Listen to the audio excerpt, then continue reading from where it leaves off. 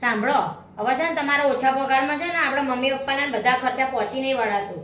એટલે હવે તમે એવું કરો, નાના ભાઈના ઘરે છે ને મમ્મીને અથવા પપ્પાને ગમે તેને એક જણને ત્યાં મોકલી દો ને એક જણને આપણી જોડે રાખીએ, બરાબર? એટલે મમ્મી અહીંયા અને પપ્પા ત્યાં. હા, હવે એમાં આટલું બધું વિચારવાનું શું છે? કાંઈ વાંધો નહીં એવો. હા ઓકે, ડન ડન, હું પહોંચી જઈશ ત્યાં. હા ઓકે.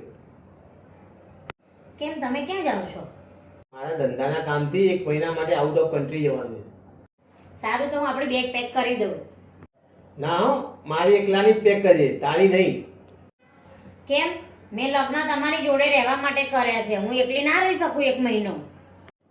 અહીંયા તું મહિના માટે એકલી નહીં રહી શકતી, તો અત્યારે તું હમણાં કહેતી હતી મમ્મી પપ્પાને કે પપ્પાને અહીં રાખો ને મમ્મીને નાના ભાઈ જોડે મોકલો, તો એ લોકો કેવી રીતે રહેશે?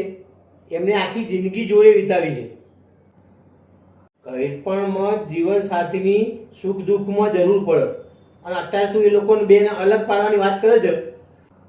કંઈ પણ સંતાનોની તો જરૂર પડે જ છે, પણ સુખ દુઃખનો સહારો જીવન સાથી જ બને છે. એટલે તું હવે કદી મા બાપને જુદા પાડવાની કોશિશ ના કરતી, કારણ કે એમના કારણે જ આપણે આટલા સુધી પહોંચ્યા છીએ.